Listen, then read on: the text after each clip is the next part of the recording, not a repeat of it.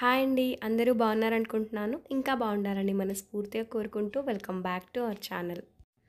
ఈరోజు నేను వీడియోలో నా పూజా మందిరం ఎలా క్లీన్ చేసుకుంటున్నాను, ఎలా ఆర్గనైజ్ చేసుకుంటున్నాను, చిన్న చిన్న టిప్స్‌తో చూపిస్తాను. ఎవరైనా కొత్తగా మన ఛానల్‌కి వచ్చుంటే ఒకసారి మన ఛానల్‌లో కంటెంట్ చూడండి. నచ్చితే తప్పకుండా సబ్స్క్రైబ్ చేసుకొని డైలీ ఫాలో అవ్వండి. రోజులాగా కాకుండా ఇవాళ ఇంకొక హాఫ్ ఎన్ అవర్ ముందు నిద్ర లేచాననమాట. అంటే 4:30కి అలా లేచాను ఇవాళ. ఎందుకంటే పిల్లలు అందరూ వెళ్ళిపోయిన తర్వాత పూజా మందిరం క్లీన్ చేయాలంటే ఎక్కువ టైం పడుతున్నట్టు అనిపిస్తుంది. అలాగే పూజ కూడా లేట్ అయిపోతుంది కదా! రీసెంట్ డేస్‌లో పూజ చేయక దాదాపు ఒక 7 డేస్ అయిపోతుంది. ఇంకా అందుకని ఇవాళ క్లీనింగ్ ఇదంతా కూడా పెట్టుకున్నాను. డీప్ క్లీన్ లాగానే చేస్తాను ఆల్మోస్ట్ 15-20 డేస్‌కి ఒకసారి కంపల్సరీగా మందిరం శుభ్రం చేసుకుంటా. వెదర్ చాలా కూల్‌గా ఉంది. ఉదయాన్నే నిద్ర లేవగానే ఇల్లు వాకిళ్ళవి శుభ్రం చేసేసుకున్నాను. అలాగే గుమ్మం ముందు ముగ్గు మాత్రం పెట్టలేదు. చాలా చల్లగా ఉంది గదా!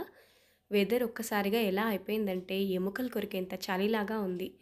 కొంచెం ఎండ ఎళ్ళేటప్పుడు ముగ్గు వేసుకుందామని ఆ ఒక్క పనిని పక్కన పెట్టేసి, ఇంకా ఇల్లు గూడా తుడిచేసి మాప్ పెట్టి ఇప్పుడు మందిరం అనేది క్లీన్ చేసుకుంటున్నా.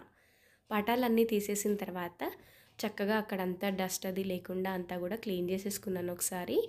అలాగే దేవుడి పటాలు క్లీన్ చేసుకోవడం కోసం వాటర్‌లో కొద్దిగా కర్పూరము, అలాగే జవ్వాదు పౌడరు, కొంచెం పసుపు వేసి పటాలన్నీ తుడిచేసుకున్నాను ఒక రౌండ్. ఆ తర్వాత ఇదిగో ఒక చిన్న ప్లేట్‌లో కొంచెం గంధము, అందులో కాసంత రోజ్ వాటర్ వేసుకున్నాను. ఆ గంధం తడుపుకోవడానికి. అలాగే కుంకుమ సెపరేట్‌గా పెట్టుకొని ఇలా పటాలన్నింటికి బొట్లవి పెట్టేసుకుంటున్నా. లలిత అమ్మవారి ఫోటో నాకు చాలా ఇష్టం. ముందు అమ్మవారి పటంతోనే మొదలుపెడతాను ప్రతిసారి గూడా. అలాగే అన్ని పటాలని క్లీన్ చేసుకున్న తర్వాత బొట్లవి పెట్టేసుకొని చిన్న చిన్న విగ్రహాలవి చింతపండు, నిమ్మరసంతో క్లీన్ చేసేసుకుంటా. ఆ తర్వాత ఒక్కసారిగా మందిరంలో ఈ టైల్స్ అవన్నీ గూడా క్లీన్ చేసేసుకుంటున్నా.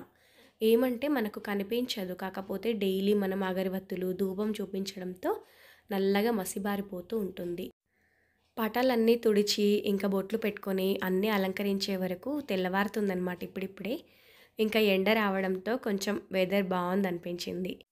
హైదరాబాద్‌లో చలి విపరీతంగా పెరిగింది. మేమున్న ఏరియాలో అసలు చెప్పక్కర్లేదు. చాలా చాలా చల్లగా ఉంటుంది. మీరున్న ఏరియాలో ఎలా ఉందో గూడా కమెంట్‌లో చెప్పండి. ఇంకా సూర్యుడు ఎప్పుడొస్తాడా అని వెయిటింగ్ లాగా ఉండింది. ఇంక తర్వాత పొయ్యి పైన కొంచెం పాయసం పెట్టాననమాట. పూజా మందిరం శుభ్రం చేసిన రోజు పటాలన్నీ చక్కగా క్లీన్ చేసుకుంటాం గదా! ఆ రోజు మాత్రం నేను తప్పకుండా నైవేద్యం ఏదో ఒకటి చేతనైందైనా పెడతాను. ఇకపోతే ధనుర్మాసం మొదలైపోయింది కదా! అందరూ ప్రతి ఒక్కరి ఇంటి ముందు గీతల ముగ్గులు వేస్తూ ఉంటారు. చుక్కల ముగ్గులు చాలా తక్కువ. గీతల ముగ్గులే వేస్తూ ఉంటారు. అయితే నేను కూడా మన ఛానల్‌లో ప్రతిరోజు ఒక ధనుర్మాసం ముగ్గు చూపిద్దామని అనుకుంటున్నా. ఈ ముగ్గు అందరికీ తెలుసు. ప్రతి ఒక్కరి ఇంట్లో సత్యనారాయణ స్వామి వ్రతం గానీ, వరలక్ష్మి వ్రతం గానీ, లేదంటే మనం పెళ్లి మండపాలలో గూడా ఇలాంటి ముగ్గే వేస్తూ ఉంటారు. చాలా సింపుల్‌గా ఉంటుంది. నేనైతే ఇలా వేస్తూ ఉన్నా. కొంచెం రౌండప్‌లా అందుకునే దాన్ని కాస్త ఇలా మొగ్గలాగా అందుకొని చిన్న సర్కిల్‌లాగా వేసుకున్నాను. మిడిల్‌లో అంతా గూడా చక్కగా పసుపు, ఎరుపు రంగులతో ఇలా అలంకరించుకున్నాను. ప్రత్యేకమైన రోజుల్లో ఇలాంటి ముగ్గులు వేసుకుంటూ ఉంటే గుమ్మం చాలా అందంగా ఉంటుంది. అందులోనూ ధనుర్మాసం అయ్యేసరికి చుక్కలతో కలిపేవి కాకుండా ఇలా గీతల ముగ్గులు వేస్తూ ఉంటాం. వాటికి కొంచెం స్పెషల్ అట్రాక్షన్‌గా ఇలా చుక్కలు వేస్తూ ఉన్నా సైడ్స్‌కి.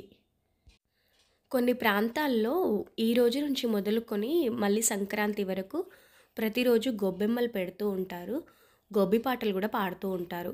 ఒకవేళ మనకి గొబ్బెమ్మలు పెట్టడానికి వీలవ్వదు, ఆవు పేడ దొరకదు అనుకున్నప్పుడు ఏదైనా ఒక పువ్వును ముగ్గు మధ్యలో ఉంచి గొబ్బెమ్మలాగా భావించి మనసులో ఒక్కసారి నమస్కారం చేసుకుంటే చాలా మంచిది. గొబ్బెమ్మను పెట్టుకున్నంత పుణ్యం వస్తుంది అని అంటూ ఉంటారు పెద్దలు. నేనైతే ఈ విధంగా చేసుకుంటూ ఉన్నా. అలా ధనుర్మాసం మొదలైన నుంచి సంక్రాంతి వరకు పెట్టుకున్న గొబ్బెమ్మలన్నీ కూడా భోగి రోజు మనకి భోగి మంటల్లో వేయడం గానీ, లేదా ఏదో ఒక రకంగా మొక్కలలో ఎరువులా కలపడం గానీ ఉపయోగిస్తూ ఉంటారు. మొత్తానికి నేను మా చిన్ని వాకిలి ముందు ఇలా ముగ్గు వేసుకున్నాను. అలాగే మందిరం దగ్గరికి వచ్చేసా. ఆల్రెడీ విగ్రహాలు, పటాలన్నీ క్లీనింగ్ అయిపోయాయి గదా! చాలా నీట్‌గా అనిపించింది మందిరం. ఒక చిన్న ముగ్గు వేసుకొని చిన్న చిన్న విగ్రహాలన్నీ ఆ చిన్న మండపం పైన పెట్టేసుకున్నాను. ఇంకా దీపారాధన చేసేసుకొని ఇంకా పూజ అనేది మొదలు పెట్టుకుంటున్నా. మామూలుగా అందరూ వెళ్ళిన తర్వాత చేసుకునే పూజ కంటే కూడా ఉదయాన్నే అందరు నిద్ర లేచే కంటే ముందు చేసుకునే పూజలో చాలా ఆనందం ఉంటుంది. అందరూ నిద్ర లేచే వరకు ఇల్లంతా శుభ్రంగా, అలాగే అగరవత్తులు, ధూపం స్మెల్‌తో ఇల్లంతా నిండిపోయి ఉంటే వాళ్ళకి గూడా మార్నింగ్ అనేది చాలా ఫ్రెష్‌గా స్టార్ట్ అవుతుంది. ధనుర్మాసం స్టార్ట్ అవ్వడంతోనే తిరుప్పావై పాసురాలవి చదువుతూ ఉంటారు. ఇప్పుడు ప్రతి ఒక్క టెంపుల్‌లో అంటే వైష్ణవ ఆలయాల్లో, ముఖ్యంగా తిరుమల తిరుపతి దేవస్థానంలో గూడా మేల్కొలుపు కింద స్వామివారికి తిరుప్పావై పాసురాలు రోజుకొకటిలాగా 30 పాసురాలు వినిపిస్తారనమాట. మొదటిసారిగా ఈ పాసురం చదివే వాళ్ళకి నోరస్సలు తిరగదు. బేసిక్‌గా కొంతమంది ఫ్రెండ్స్ ఉన్నారు తెలిసిన వాళ్ళు. కోవిడ్‌కి ముందు మేము ఈ ధనుర్మాసంలో ప్రతిరోజు అందరం ఒక చోట గ్యాదర్ అయ్యి ఏదో ఒక పూజ పెట్టుకొని ఇలా పాశురాలనేవి చదువుకునేవాళ్ళము. నాకు పెద్దగా వచ్చేది కాదసలు. మొదటిసారయితే అసలు నోరు గూడా తిరగలేదు. కానీ వాళ్ళు చదువుతూ ఉంటే ప్రతిరోజు వినడం వల్ల, అలాగే చూస్తూ దాన్ని చదవడం వల్ల కొంచెం నోరు తిరిగి చక్కగా చదవడం నాకు వచ్చింది. ఒక్కోసారి ప్రతిరోజు ఈ ధనుర్మాసంలో చదవడానికి వీలు కాకపోతే తప్పకుండా వినడానికి ప్రయత్నిస్తాను. ఇలా ఎక్కువ సార్లు వినడం వల్ల మనకు కూడా చదివేటప్పుడు చాలా ఈజీగా ఉంటుంది. గోదాదేవి చిత్రపటం నా దగ్గర లేదని చెప్పి 'ధనుర్మాస వ్రతకల్పం' అనే పుస్తకాన్ని పెట్టుకొని అమ్మవారిని ఆరాధిస్తున్నాను. ఈ విధంగా నేను రోజుకొక పాశురం కింద చదువుకుంటా అనమాట. పూజ పూర్తవ్వగానే పిల్లలకి లంచ్ బాక్స్‌లు అన్నీ కట్టేసి పంపించేశాను. ఈ మధ్య ఈ ఫ్లైస్ అవి ఎక్కువగా వస్తున్నాయి. కిచెన్‌లో చాలా చిరాకుగా ఉంటుంది.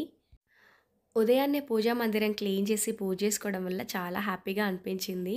అలాగే వీళ్ళకి సింపుల్‌గా అయిపోయే లంచ్ బాక్స్‌లవి చేసి పంపించేశాను. బ్రేక్‌ఫాస్ట్ కింద ఉప్మా చేసేసుకున్నా. ఇంట్లో కొన్ని పచ్చళ్ళున్నాయి. వాటితోనే అడ్జస్ట్ చేసేసుకుంటున్నా. ఇంకా తర్వాత గట్టు అది అంతా గూడా శుభ్రం చేసేసుకుంటున్నా. ఈ గట్టు క్లీనింగ్, కిచెన్ ఇవన్నీ రోజు ఉండే పనులే కానీ నెగ్లెక్ట్ చేయడానికి చాయిస్ ఉండదు. ఒక్కోసారి మనం ఎంత నీట్‌గా పెట్టుకున్నా గూడా ఏదో ఒకటి కనబడుతూనే ఉంటుంది. ఫర్ సపోజ్ ఎలా అంటే మాకు ఓపెన్ కిచెన్ గదా! యూటిలిటీ సెక్షన్‌లో ఒక డోర్ ఉంటుంది. అక్కడి నుండి సైడ్ నుండి వెహికల్స్ అవి వెళ్ళినప్పుడు డస్ట్ అనేది చాలా ఈజీగా వచ్చేస్తుందనమాట. గ్లాస్ టాప్ స్టవ్ అవ్వడం వల్ల దానిపైన ఏ చిన్నది పడినా గూడా మరక, దుమ్ములాగా చాలా క్లియర్‌గా కనబడుతూ ఉంటుంది.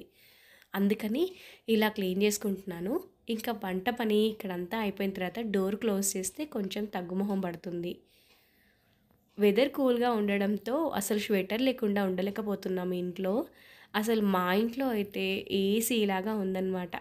కింద కాలు పెట్టడానికి గూడా చాయిస్ లేదు. ఒకవేళ కింద కూర్చున్నా ఏ చాపనో ఏదో వేసుకొని కూర్చోవాల్సొస్తుంది. ఇంకా ఉదయం పాయసం చేశానని చెప్పాను గదా! ఇంకా బ్రేక్‌ఫాస్ట్ కింద కొంచెం అది, అలాగే గోధుమ రవ్వతో ఉప్మా చేశాననమాట. అది తినేస్తున్నానిక్కడ.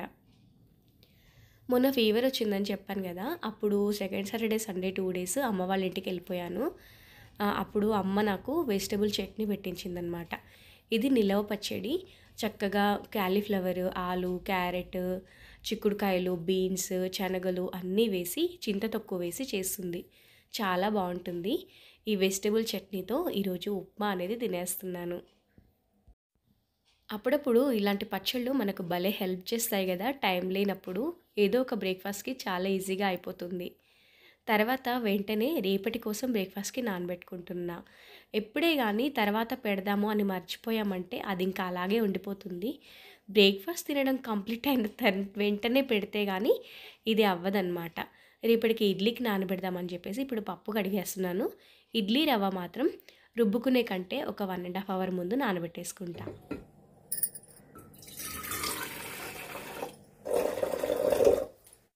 చలికాలమే కదా! వేడిగా ఏదైనా తాగితే బావుంటుంది అని ప్రతిసారి టీకి ప్రిఫర్ చేయడం మంచిది కాదు. రోజులో ఒక్కసారి లేదా 2 సార్లు టీ తాగితే బెస్ట్. మళ్ళీ మధ్యలో ఏదైనా తాగాలనిపిస్తే కొంచెం వేడి నీళ్ళు గానీ, లేదంటే లెమన్ వాటర్ గానీ, లేదంటే ఇలా గ్రీన్ టీ గానీ ప్రిఫర్ చేయడం బెస్ట్ ఆప్షన్. ఒక సిస్టర్ చాలా రోజుల నుంచి అడుగుతున్నారు, "అక్క గ్రీన్ టీ కెటిల్ ఒకసారి చూపించండి. నేను తీసుకుందాం అనుకుంటున్నాను" అని. ఇదైతే చాలా బావుంది. అయితే హై ఫ్లేమ్‌లో కాకుండా కొంచెం మీడియం ఫ్లేమ్‌లో యూజ్ చేసుకుంటే సరిపోతుంది. యాక్చువల్‌గా దీనికి మిడిల్‌లో ఒకటి జల్లెడ టైప్‌ది గ్లాస్ వచ్చింది. కానీ నేనిక్కడ దాన్ని యూజ్ చేయలేదు. ఎక్కువ క్వాంటిటీలో గ్రీన్ టీ యూజ్ చేస్తే మనకది బెటర్ అని అనుకుంటున్నా. ప్రెజెంట్ అయితే నేను మామూలుగానే ఉడికించేసి జల్లెడతో జల్లించేసుకున్నా. గ్రీన్ టీలో నేను తప్పకుండా హనీ అండ్ లెమన్ వేసుకుంటాను. వేడి వేడి దాంట్లో హనీ వేసుకోవద్దని మా వారు అంటూ ఉంటారు కానీ, చల్లగా అయ్యేసరికి మళ్ళీ మర్చిపోతానేమో అని చెప్పి ఒక్కోసారి అలా అవుతూ ఉంటుంది. గ్రీన్ టీలో హనీకి బదులు బెల్లం కూడా వాడుకోవచ్చు. అది కూడా బాగానే ఉంటుంది. అయితే చల్లగా ఉండడం వల్ల కాసేపు అలా బయట కూర్చొని ఇంక ఇంట్లోకొచ్చేసాను. నేను నిన్న మొన్న వంట చేసినప్పుడు పుదీనా కాడల్లో వేర్లొచ్చాయన్నమాట. వాటిని నాకు పడేయాలని అనిపించలేదు.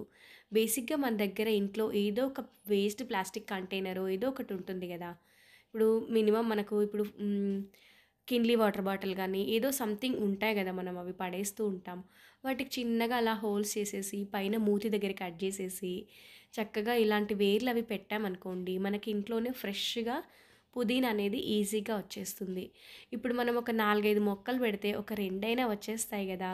సో, చాలా హ్యాపీగా అనిపిస్తుంది. ఇలాంటివి చేయడం నాకు చాలా ఇష్టం. ఇప్పుడు ఈ కంటైనర్ ఒకటి నా దగ్గర ఊరికే ఉంది. బేసిక్‌గా నేను ముగ్గు గానీ, లేదన్నా ఏదో ఒకటి క్లిప్స్ గానీ అవి వేసి పెట్టుకోవడానికని వీటిని యూజ్ చేస్తూ ఉంటా. ఈ పుదీనా కాడలు చూడగానే ఈ బాక్స్‌కి వెంటనే హోల్స్ పెట్టేసి, ఇలా కోకోపిట్, మట్టి, ఎరువు కలిపి ఇలా మొక్కలైతే పెట్టేస్తున్నా. ఒకవేళ ఏదో ఒకటొస్తుంది గదా! ఫ్రెష్‌గా ఒక 2 ఆకులైనా వస్తాయి గదా! అని ఒక చిన్న హోప్ అనమాట. పిల్లలు, హస్బెండ్ అందరూ వెళ్ళిపోయిన తర్వాత ఖాళీగానే ఉంటాం కదా! అప్పుడప్పుడు ఇలాంటివి చేస్తూ ఉంటాను. లేదంటే ఖాళీ టైంలో కిచెన్ క్లీనింగ్ గానీ, లేదంటే క్లాత్ ఆర్గనైజింగ్ గానీ, ఇలాంటివవి చేసుకుంటూ ఉంటా. లేదంటే ఏవైనా డీఐవైస్. ఇంకా రీసెంట్ డేస్‌లో హెల్త్ బాగోలేక వచ్చింది కదా! అప్పటి నుంచి కొంచెం రెస్ట్ తీసుకుంటున్నా. ఇంకెక్కువ పనులవి ఏం పెట్టుకోలేదు. మరి ఇదండి ఇవాల్టి ఈ వీడియో. ఖాళీ టైంలో ఇలాంటి చిన్న చిన్నవవి చేస్తూ ఉంటాను. ఉదయాన్నే పూజా మందిరం క్లీన్ చేసుకొని, ఆర్గనైజింగ్ చేసుకోవడం, ఆ పనులన్నవి కూడా అయిపోయాయన్నమాట. వీడియో ఇంతవరకు చూసారంటే ఏదో ఒక పాయింట్ నచ్చే ఉంటుంది కదా! నచ్చితే తప్పకుండా లైక్ చేసి సబ్స్క్రైబ్ చేసుకోండి. మరొక మంచి వీడియోతో మళ్ళీ మీ ముందుంటాను. అంతవరకు సెలవు. బాయ్ అండి. Thank you for watching this video.